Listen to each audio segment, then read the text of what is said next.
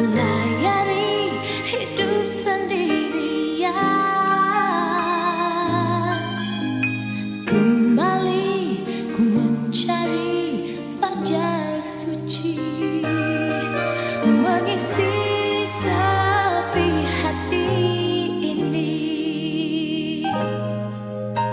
Seperti camar pulang ke pangkuan, merindu kedamaian dulu. Begitu harapanku terhadapmu. Semoga kasih belum layu. Di hati ini sering melakukan rindu, senyum tangismu di mataku. Andai waktu bisa menemukan semula, akan ku bina kasih dulu bersamamu.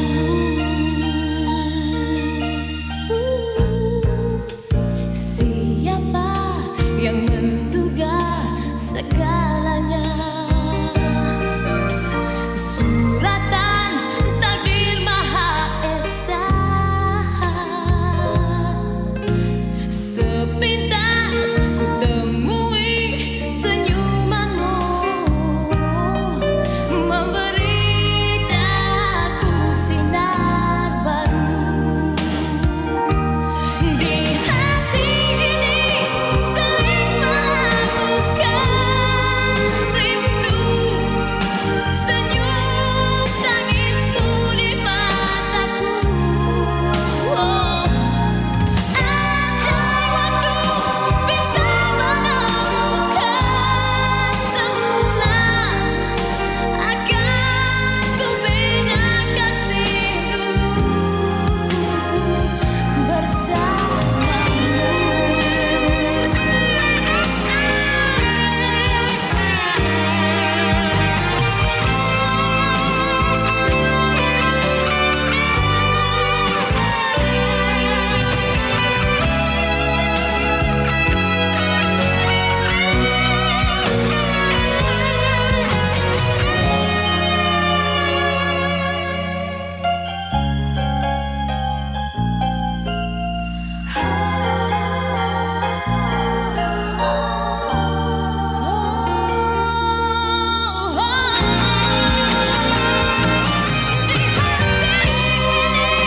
Sering melakukan rindu, senyum tangismu di mataku. Andai waktu bisa menemukan semula, akan ku bina kasih dulu bersamamu.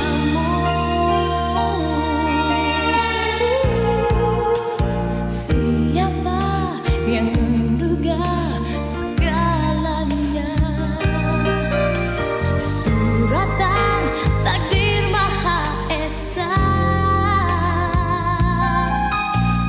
Sepintas ku temui senyumanmu, memberi daku sinar baru.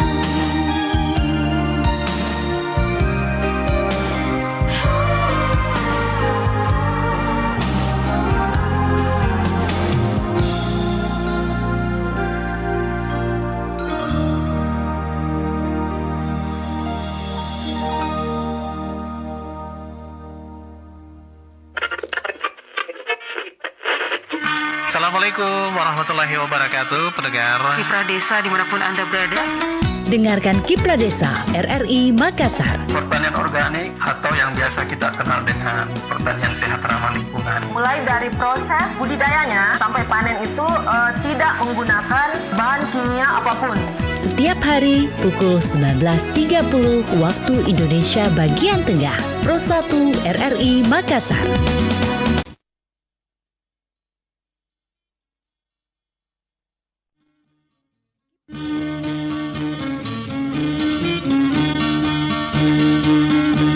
Kiprah Desa Pro 1 RRI Makassar. Harapan kami agar pelaku utama budidaya di Paranglai khususnya bisa mengembangkan budidaya udang windu. Sebelumnya tahun 70-an ini mangrove habis ditebang oleh masyarakat. Ini adalah bibit yang telah menjalani proses pengujian dan ditandai dengan pemberian label mutu bibit.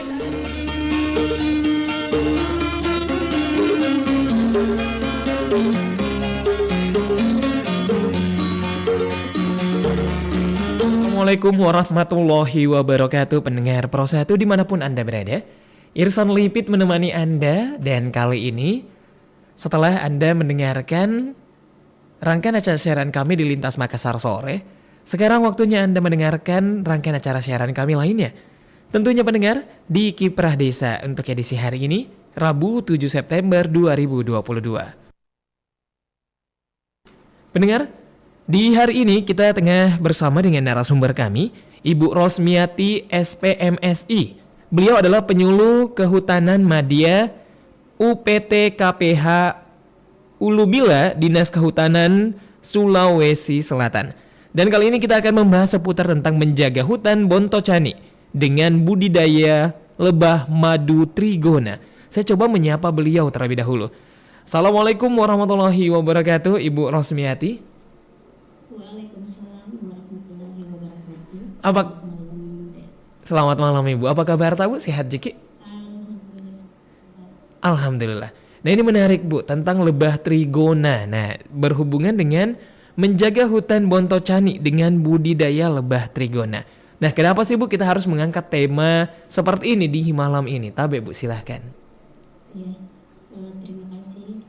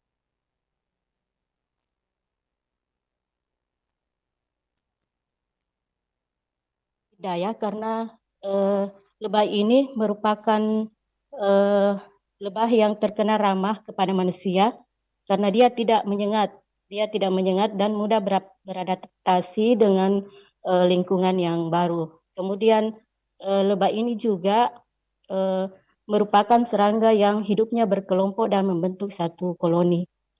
Kemudian madu juga kita ketahui bersama bahwa merupakan salah satu hasil hutan bukan kayu.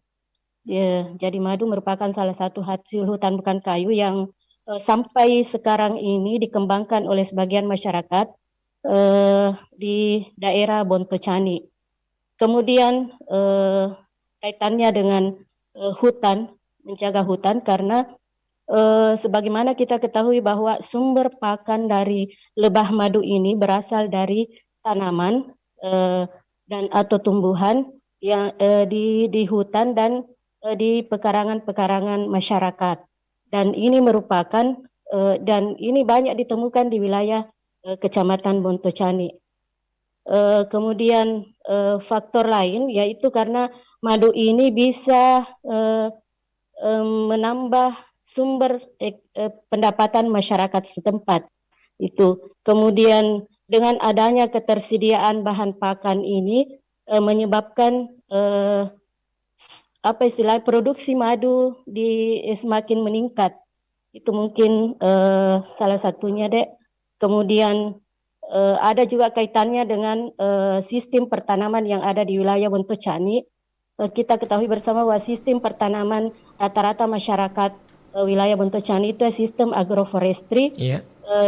Ya, sistem agroforestry. Dan dari sistem agroforestry itu sumber pakan untuk lebah madu itu cukup sangat tersedia dengan banyak di wilayah Bontocani. Oke, sangat menarik Bu tentunya. Latar belakang yang akhirnya dipilih tema yang ini. Nah Bu, tadi sudah disebutkan berapa kali ya lokasi adalah Bontocani. Mungkin pendengar penasaran sebenarnya Bontocani ini ada di mana, tepatnya ada di mana. Mungkin beberapa pendengar kita juga ingin tahu sebenarnya wilayah Bontocani ini di mana sebenarnya Bu, dan itu seperti apa di sana Tabe? Ya, terima kasih Dek. Wilayah Bontocani ini merupakan salah satu wilayah kecamatan yang berada di bawah naungan UPT KPH Ulu Bila dan berada di Kabupaten Bone. Ya, berada di Kabupaten Bone. Berarti kemudian dia ini ketinggian Bu ya? Apakah memang hanya hutan saja atau memang seperti bukit gitu di sana Bu? Wilayah kondisi daerah Bontocani berbukit sampai daerah ketinggiannya, Dek. Jadi kondisi di sana itu kondisi iklimnya itu hampir mirip dengan kondisi wilayah di Malino untuk wilayah Kecamatan Bontocani. Iya, wah berarti sebenarnya indah dan juga memang harus terjaga Bu ya. Nah Bu, Iya, apakah akhirnya kelestarian hutan itu bisa ditandai dengan perkembangbiakan dari lebah trigona Bu? Apa indikasinya, Tabe? Ya, indikasi dari terpeliharanya hutan bahwa apabila hutan tidak terjaga dengan baik, otomatis dapat lihat secara jelas produksi madu yang dihasilkan itu akan sedikit karena sumber pakan dari lebah trigona itu sendiri berasal dari tanaman yang ada di sekitar hutan dan di sekitar perkebunan masyarakat. Iya. Mungkin. Jadi semakin bagus lingkungannya, otomatis lebah-lebah trigona ini akan menghasilkan madu lebih banyak. Nah Bu, saya sempat baca-baca juga, lebah trigona ternyata itu salah satu lebah yang tidak memiliki sengat, terus ukurannya cukup kecil, dan juga ternyata itu biasa membuat sarang di rumah-rumah warga atau di dalam bambu atau mungkin di kayu-kayu rumah warga. Nah itu apakah memang memungkinkan untuk dibudidayakan atau memang hanya secara liar saja Bu, seperti lebah-lebah yang ada di hutan pada umumnya, atau seperti apa? Ya, untuk lebah trigona ini sendiri sangat memungkinkan untuk dibudidayakan oleh masyarakat pada umumnya, khususnya di wilayah Kecamatan Bontocani ini, pengembangan lebah trigona ini sudah sejak dari dulu Dek. Jadi sebenarnya menarik Bontocani ini mungkin bisa saya sampaikan kalau Bontocani itu sebenarnya kalau diartikan dari bahasa Bugis berasal dari dua kata, yaitu bonto artinya bukit, kemudian cani itu artinya madu. Jadi memang Bontocani itu artinya dia bukit madu di sana ini yang Bontocani. Oh begitu ya. Iya. Kemudian lebah trigona ini masyarakat di sana itu lebih mengenal dengan istilah emu yang masa Bugisnya ya lebih emu. Nah emu ini Bu atau lebah trigona kalau di masyarakat Bontocani apakah memang dibudidayakan Bu di rumah masing-masing? Atau mungkin menjadi salah satu mata pencarian di hutan, jadi sebagai hasil hasil tani bukan Hasil kayu. hutan bukan Iya, kayu, hasil iya. hutan bukan kayu. Nah itu, Bu. Iya, untuk di wilayah Kecamatan Bontocani ini deh, khususnya di Kelurahan Kahu, itu sepanjang jalan di di rumah-rumah penduduk itu kita bisa lihat eh, kotak sarang lebah madu trigona yang dipelihara oleh masyarakat. Jadi pemeliharaannya ini kadang dia tempatkan di halaman-halaman rumah, kadang di dinding rumah mereka, dan kadang ada yang dijadikan dipasang di teras-teras rumah. Jadi ini merupakan satu, kalau masuk di wilayah Kelurahan Kahu itu banyak dilihat kotak-kotak yang dipasang di depan-depan rumah, di teras-teras rumah penduduk. Itu yang menjadi apa istilahnya? Rumah madu gitu ya, Bu ya. Iya, karena rata-rata masyarakat di sana itu mengembangbiakan lebah trigona. Wah. Jadi setiap rumah pasti ada kotak pemeliharaan trigonanya. Wah, ini menarik. Nah, artinya masyarakat di sana sudah sadar, Bu ya, bahwa memang lokasinya menjadi salah satu tempat yang cukup mudah untuk membudidayakan lebah trigona sendiri nih, Bu. Ya, masyarakat sudah menyadari bahwa dengan budidaya lebah madu trigona ini dapat memberikan penghasilan tambahan, di samping juga dapat melestarikan lingkungan yang ada di sekitarnya. Nah, Gitu. menarik nih, Bu, tentang mendapat penghasilan tambahan. Memang Iya. seberapa besar sih nilai ekonomis dari lebah trigona, Bu, terutama mungkin hasil madunya? Ya, kalau hasil madunya rata-rata di wilayah satu kotak itu kalau panen pertama dari kotak pemeliharaan sampai panen pertama itu membutuhkan waktu kurang lebih 4 bulan, dan setelah panen berikutnya itu rata-rata setiap 3 bulan, dan rata-rata dari satu kotak stup yang dipelihara itu petani bisa mendapatkan kurang lebih 4-5 kilo madu trigona. Iya. Nah, Bu, tentunya untuk lebah madu trigona atau mungkin hampir semua lebah untuk membangun sarang kan itu butuh ratu lebahnya, Bu. Nah, apakah memang ratu lebah ini menghinggap di rumah lebahnya secara alami ya, memang secara alam memang singgah di situ, atau memang ada bantuan dari pihak pemerintah untuk membantu prosesnya, Bu? Terutama untuk kehutanan Tabe. Ya, kalau untuk ratu lebahnya sendiri itu berasal dari koloni alami yang ada di wilayah Bontocani. Jadi koloni alami ini bisa kita dapatkan dari gelondongan kayu yang kering atau yang sudah tua, kemudian bisa juga dari ruas-ruas bambu atau di sekitar celah-celah dinding rumah penduduk atau di celah-celah batu. Jadi secara alami ada di wilayah tersebut.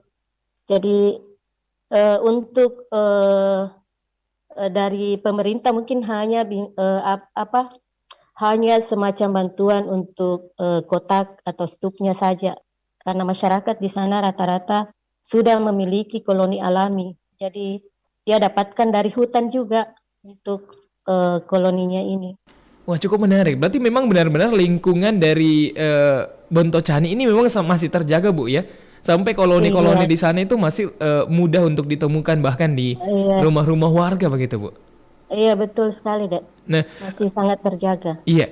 Nah, Bu, menarik. Ini kan tentunya nilai ekonomis. Kalau misalnya tadi sekitar panen pertama dalam 4 bulan, dan kalau panen berikutnya sekitar 3 bulan, itu bisa menghasilkan sekitar 4-3 kilo madu. Iya. Nah, bagaimana dengan pemasarannya, Bu? Ya, untuk pemasarannya, karena sejak dari dulu kan Bontocani terkenal dengan madunya, jadi rata-rata apa istilahnya produsen yang konsumen itu dia memesan langsung ke petani atau di kelompok tani pengelola madu. Ada juga yang dititipkan lewat outlet toko-toko dan dipromosi lewat internet, apakah itu melalui Facebook atau Instagram. Ah, seperti itu. Iya. Berarti memang pengolahannya dan juga penjualannya sudah memiliki market sendiri, Bu ya? Iya, sudah memiliki market sendiri. Kalau marketnya itu Rumah Madu Bontocani. Rumah Madu Bontocani. Rumah Madu Bontocani. Nah, itu media sosialnya ada, Bu?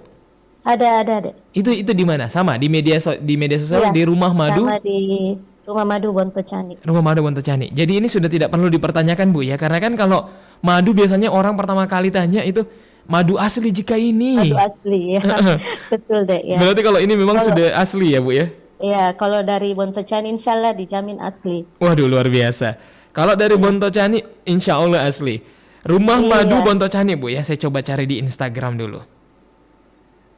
Rumah Madu Bontocani. Itu ada di Instagram atau di mana, Bu?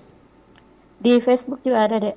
Oh, di Facebook. Oke, nanti kita coba cari dan kita mencoba telusuri ya bagaimana media sosialnya. Dan Anda pendengar juga bisa untuk menemukan Madu Bontocani ini langsung di media sosial dan mungkin adminnya bisa mungkin dikirim. Jadi kirim-kirim bisa dong, Bu ya, walaupun dari Bontocani ke Makassar bisa, Bu.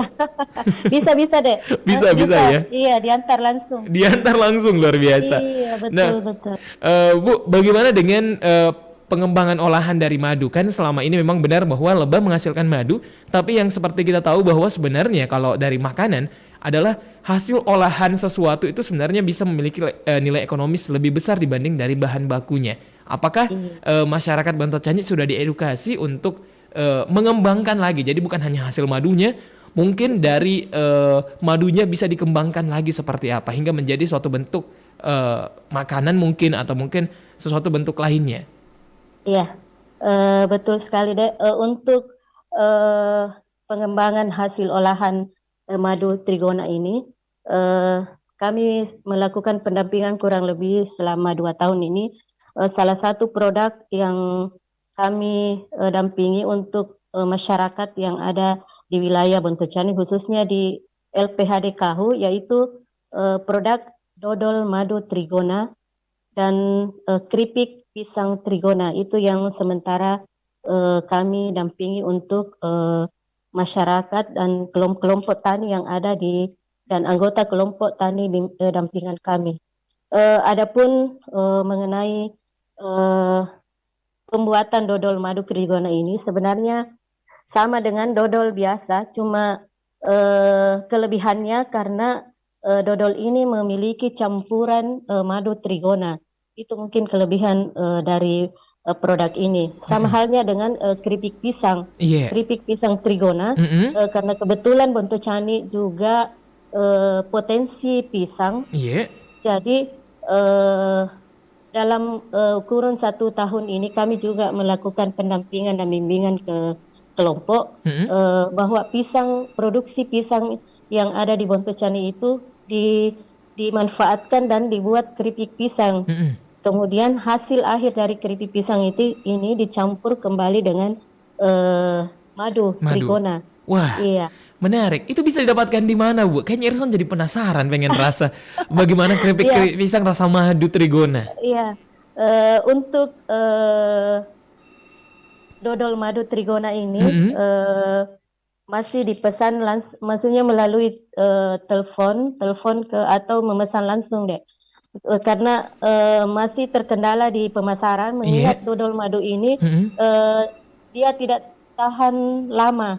Jadi nanti tapi rata-rata kelompok di sana itu dia membuat kalau ada pesanan dia buat. Iya. Dia buatkan. Kemudian untuk keripik pisang, karena keripik pisang ini baru 1 tahun terakhir kami dapat, jadi masih dipasarkan di wilayah lokal Kecamatan Bontocani. Itu pun kalau ada masyarakat yang masuk ke wilayah Bontocani dan berminat untuk beli, baru dia bawa keluar. Oh, seperti sementara. itu. Iya, Untuk masih- sementara. Jadi iya, sebenarnya untuk sementara. ada ide tentunya, Bu ya, untuk sebenarnya bisa Iya. dikembangkan lebih besar lagi.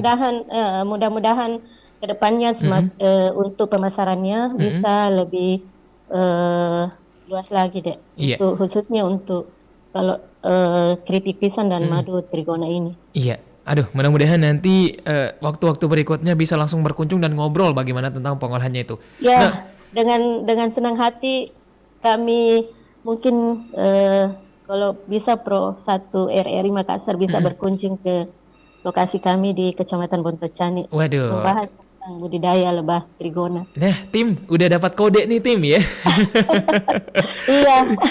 Ada penelpon nih Bu, dari line telepon saya coba mungkin angkat line telepon dulu untuk yang ingin bertanya. Assalamualaikum, selamat malam, dengan siapa di mana? Assalamualaikum. Waalaikumsalam, dengan siapa di mana? Ini saya di Bantai. Oh iya, Ibu Andi Anissa, silahkan pertanyaannya Ibu Andi Anissa.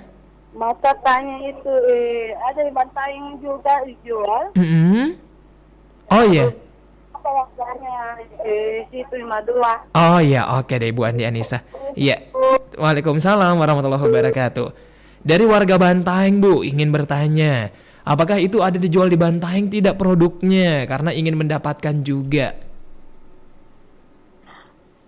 Maksudnya produk madunya atau Iya, produk mungkin produk madunya dan juga mungkin produk olahan kalau misalnya memang ada. oh iya. Mungkin kita fokus ke madu dulu Bu ya. Ya. Iya. Kalau untuk madunya pemesanannya bisa nanti mungkin bisa di-share untuk nomor pemesanannya. Iya, itu di mana? Bisa juga melalui ketua kelompok LPHDKHU itu bisa langsung dan nanti dikirimkan Bu Andi Anissa. Oke, iya. Kemudian ya sama halnya juga dengan produk dodol madu trigona dan pisang keripik pisang trigona ini. Iya. Ya karena ini rata-rata pemasarannya itu melalui kelompok Oh begitu. LPHD. Iya. Apakah ada batasan tersendiri Bu? Kalau misalnya contoh misalnya Irsan nih, Iya. habis kan kita ngobrol, jadi kayaknya saya penasaran rasanya madu trigona seperti apa. Siapa tahu Iya. mungkin harus minimal 1 kilo dipesannya atau bagaimana? Enggak juga deh karena kemasan yang ada di kelompok itu bervariasi. Oh begitu. Ada iya. yang ayam bervariasi, ada yang 200 mili, ada yang 500 mili, dan bahkan konsumen yang dari luar itu ada yang sampai 50 kiloan. Wah. Iya, dalam bentuk cergen Iya. dia beli kemudian dia pasarkan kembali. Tapi kalau langsung dari kelompok kami itu ada kemasannya itu yang berbeda-beda. Oh begitu. Nah Bu, Iya, dengan variasi. harga sendiri itu berapaan sih biasanya Bu? Iya, kalau di tingkat kelompok kami itu Iya. harganya itu rata-rata 65 per 250 mili. Per 250 mili. Ya, 250 mili atau 120.000 per 500 mili. Tapi kalau ambil banyak mungkin bisa diskon dari kelompok itu atau bagaimana? Oh begitu ya. Iya, betul. Nah Bu, deh. untuk komunikasi bersama dengan ketua kelompok di Bontocani untuk mendapatkan produknya harus menghubungi kemana Bu? Iya, mungkin sebentar saya bisa share deh untuk nomor Oh iya, boleh nanti ketua ya. LPHD, ya. Oke deh kalau begitu Dan, Bu. kalaupun ada waktu mungkin bisa mengundang ketua kelompok kelompoknya kami, sendiri. Iya, yang ketua kelompok kami untuk khusus bagaimana sebenarnya budidaya budidaya trigona dari- yang ada di Kecamatan Bontocani. Menarik Bu. Mudah-mudahan nanti ada kesempatan untuk bisa mengobrol bersama dengan ketua dari LPHDKHU. LPHDKHU. Iya, Oke, LPHDKHU. menarik. Semoga kita bisa ke sana juga untuk berkunjung tim ya. Udah dapat kode katanya Bontocani. Ya, Tadi salah ditunggu. satu tim teknis saya ternyata sudah pernah ke sana, Bu. Itu katanya ini yakin mau ini dari Zoom, katanya sinyalnya agak kurang bagus biasanya Ya. di sana. Ya, betul deh. Iya. Sinyal di sana itu enggak terlalu bagus. Makanya kalau saya mengundang langsung ke sana melihat dan live secara langsung lihat bagaimana budidaya lebah trigona yang ada di Kecamatan Bontocani khusus di wilayah kelompok dampingan kami. Aduh luar biasa. Semoga nanti kita punya kesempatan untuk bisa mengobrol langsung dan menyaksikan bagaimana panennya, bagaimana hasil Iya, olahannya. Nah Bu, pertanyaan terakhir nih masih seputar tentang bagaimana lingkungan dan juga lebah trigona. Ini kan salah satu limbah hasil dari pengolahan madu adalah adanya lilin madu itu sendiri, lilin hasil sarangnya. Nah, itu pemanfaatannya bagaimana, Bu? Ya, pemanfaatannya untuk sekarang ini baru-baru kelompok kami itu melaksanakan, artinya dia dengan biaya sendiri itu untuk ke Jawa untuk studi tiru atau studi banding tentang bagaimana pengolahan lilin tersebut. Iya. Jadi untuk saat sekarang yang ada di kelompok kami itu masih sangat sederhana dan meskipun ada yang membeli produk ini, cuma masih sangat sederhana pengolahannya dan mudah-mudahan ke depannya nanti setelah adanya studi tiru yang dilaksanakan oleh salah satu anggota kelompok kami ini bisa lebih pengolahannya bisa lebih baik ke depannya dan harganya juga mungkin akan semakin meningkat. Betul. Jadi Amin. Iya, Dek. Oke, sangat menarik tentunya pendengar karena lebah itu semuanya ada hasilnya. Jadi walaupun madunya bisa dikonsumsi, terus madunya bisa diolah kembali. Nah, limbahnya seperti lilin hasil sarangnya itu ternyata itu bisa menjadi nilai ekonomis juga. Walaupun mungkin sekarang masih coba untuk terus dipelajari bersama dengan kelompok dan juga teman-teman yang ada di Bontocani untuk bisa mengetahui lagi, belajar lebih banyak bagaimana pengolahan dari lilinnya. Tentunya nilai hasilnya adalah bagaimana untuk kembali meningkatkan perekonomian masyarakat di sekitar sana. Iya, betul sekali, Bu.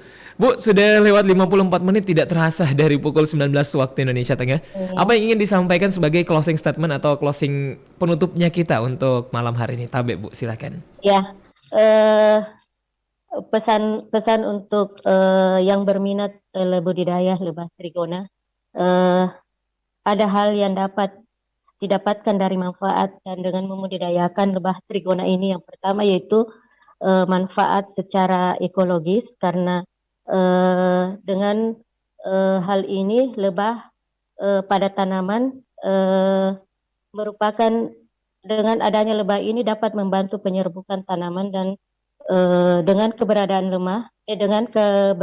lebah ini bisa menjadi indikator apabila lingkungan tercemar atau rusak, berarti produk madu yang dihasilkan itu akan menurun. Demikian juga koloni lebah yang ada di budidaya itu akan berpindah ke tempat lain. Kemudian yang kedua dari segi manfaat ekonomi sudah pasti akan memberikan nilai tambah buat masyarakat yang ada di yang membudidayakan lebah trigona itu sendiri. Kemudian manfaat sosialnya itu mungkin bisa memberikan pendapatan keluarga dan lebih-lebih itu bisa digunakan sebagai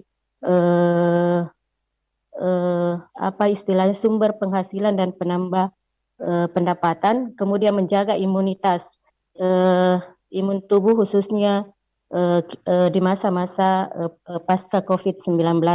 Dengan demikian, dengan budidaya lebah madu trigona sendiri akan terwujud hutan lestari masyarakat sejahtera. Amin. Semoga terwujud jadi hutan lestari masyarakat sejahtera. Terima kasih banyak Ibu Rosmiati untuk temanya di malam hari ini. Semoga nanti kita punya kesempatan untuk bisa berkunjung ke sana. Karena kemarin kita sudah diundang ke mana? Ke Jenek Ponto, ke agrowisata Bontolojong, ketemu juga bersama dengan teman-teman ke perhutanan dari Provinsi Sulawesi Selatan. Mungkin berikutnya bisa ketemu di tempatnya Ibu lagi. Iya, insyaallah. Terima kasih banyak Ibu udah mengedukasi kita semua dan seluruh masyarakat. Semoga hutan Indonesia bisa tetap lestari dan juga memajukan perekonomian Indonesia. Saya Irsan Lipit pamit undur diri dari ruang dengar Anda, mewakili dari narasumber kami pendengar. Wassalamualaikum warahmatullahi wabarakatuh. Waalaikumsalam warahmatullahi wabarakatuh.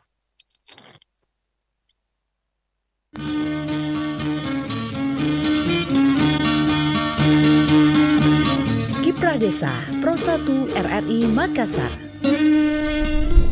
Harapan kami agar pelaku utama budidaya di Paranglai khususnya bisa mengembangkan budidaya udang windu. Sebelumnya tahun 70-an ini mangrove habis ditebang oleh masyarakat. Ini adalah bibit yang telah menjalani proses pengujian dan ditandai dengan pemberian label mutu bibit.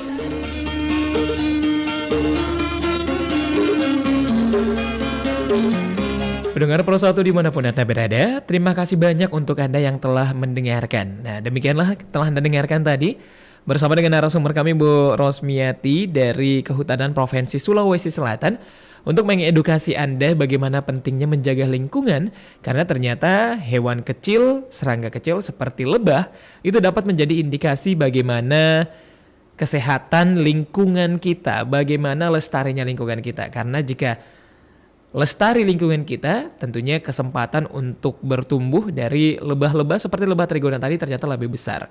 Dan tentunya akan menjadi nilai ekonomis bagi masyarakat sekitar hutan. Terima kasih banyak untuk Anda yang telah mendengarkan. Irsan Lipit akan kembali